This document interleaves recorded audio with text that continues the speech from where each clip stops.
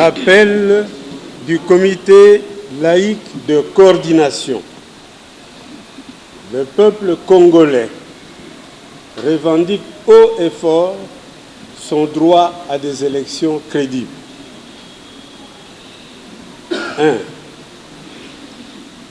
Puisque le processus électoral en cours ne conduira pas à la paix et à la stabilité du pays et de la région, le travail de la Commission électorale nationale indépendante, 18 mois après la date constitutionnelle des élections, n'ayant abouti qu'à des résultats plus que décevants. Un fichier électoral non fiable avec plus de 6 millions d'inscrits sans empreinte digitale et quelques milliers de cartes d'électeurs vierges disparues, des listes contestées et piégées des partis et regroupements politiques admis à la compétition électorale, l'exclusion plus que suspecte de la présence des experts internationaux, l'imposition aux souverains primaires d'une machine à voter non consensuelle et non prévue par la loi comme mode électoral incontournable. 2. Puisque cette période préélectorale, dont l'environnement aurait dû être assaini, comme l'exigeait l'accord de la Saint-Sylvestre et les résolutions pertinentes des Nations Unies, continue à être envenimée par, primo, l'instrumentalisation de l'appareil judiciaire, la police, les services de sécurité à des fins partisanes. Secundo, un climat politique tendu du fait du maintien des opposants et acteurs de la société civile en exil, ainsi que de l'incarcération dans la durée des prisonniers politiques et d'opinion, parmi lesquels des jeunes des mouvements citoyens. Tertio, l'exclusion des Congolais de l'étranger de leurs droits civiques. Quarto, la recrudescence des violences et violations des droits de l'homme et la persistance d'une misère intolérable dans certaines régions du pays, comme au Kasaï, en Ituri et au Nord Kivu. Quinto, le bradage systématique et généralisé du patrimoine national et des ressources naturelles du sol et du sous-sol du pays, considéré comme totalement privatisé. 3. Puisque le président Kabila, au pouvoir depuis 2001, élu en 2006, réélu en 2011, en fait d'un mandat depuis 2016, semble se préparer activement à poser sa candidature pour un 3e ou 4e mandat en 2018, compte tenu de son silence sur les déclarations et affiches de ses partisans,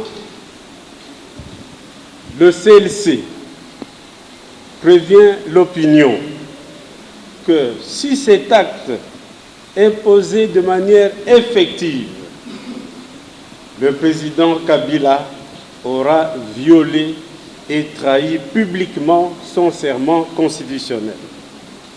En conséquence, à dater de ce jour du dépôt de sa candidature, le CLC se verra automatiquement dans l'obligation, primo,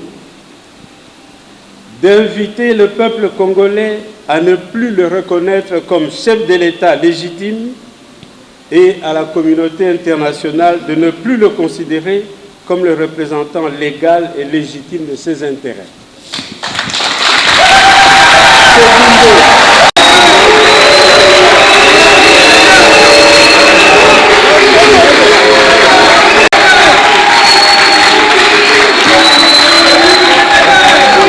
À dater de ce jour du dépôt de sa candidature, le CLC se verra automatiquement dans l'obligation, primo, d'inviter le peuple congolais à ne plus le reconnaître comme chef de l'État légitime et à la communauté internationale de ne plus le considérer comme le représentant légal et légitime de ses intérêts.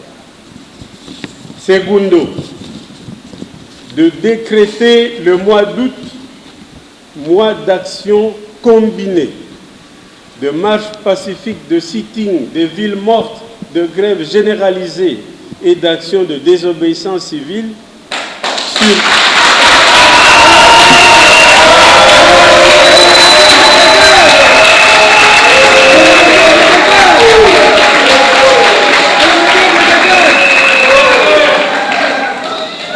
Segundo, de décréter le mois d'août, mois d'action combinée, de marche pacifique, de sit-in, de villes mortes, de grève généralisée et d'action de désobéissance civile sur toute l'étendue de la République en vue d'obtenir la démission du président Joseph Kabila et de son gouvernement devenu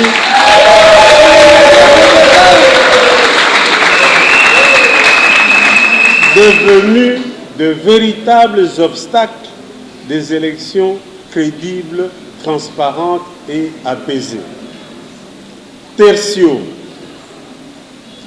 de convier à la plus grande prudence les investisseurs, tant nationaux qu'internationaux, qui seraient tentés de conclure avec ces autorités illégitimes des contrats ou conventions quelconques portant sur les ressources naturelles ou le patrimoine national du pays, de surcroît sur base d'un code minier promulgué dans des conditions suspectes. 5. Le CLC considère qu'il est encore temps de sauver ce qui peut l'être encore de ce processus. Par le non-dépôt de la candidature du président Joseph Kabila pour un nouveau mandat, le retrait total et immédiat de la machine à voter, la mise en œuvre des recommandations de l'OIF relatives au fichier électoral, l'implication par la CENI des experts internationaux dans l'accompagnement technique du processus électoral, la fin de l'instrumentalisation de l'appareil judiciaire, de la police et des services de sécurité, l'application stricte des mesures de décrispation politique préconisées par l'accord de la Saint-Sylvestre. 6. L'heure étant grave, la paix et la stabilité du pays ainsi que de la sous-région étant menacées, le 9 août 2018, le CLC lancera son appel à la mobilisation générale de toutes les forces vives de la nation pour ces premières grandes actions qui se tiendront le 12, le 13 et le 14 août 2018 sur toute l'étendue de la République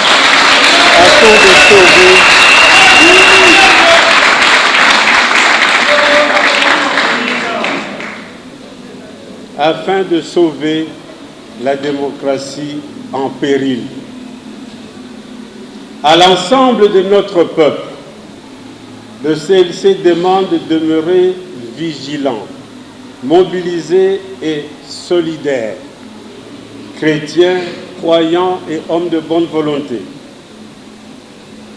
Pour sauver la nation, prêtres, pasteurs et imams, travailleurs, fonctionnaires, commerçants, étudiants, chômeurs, chauffeurs de taxi ou de bus, associations des femmes, des jeunes et des sportifs, mouvements citoyens, femmes et hommes politiques et de la société civile, Congolais du pays et de la diaspora, plus que jamais, prenons notre destin en main pour créer des conditions de paix véritables dans notre pays et libérer l'avenir pour le bonheur de tous. Car l'heure de la vérité a plus que sonné. Fait à Kinshasa le 7 juillet 2018 pour le comité laïque de coordination Gertrude Combé, Franklin Mbokolo, Julien Lukengu, Jonas Chombela, professeur Justin Okana et professeur Isidore Ndaïwen. Je vous remercie.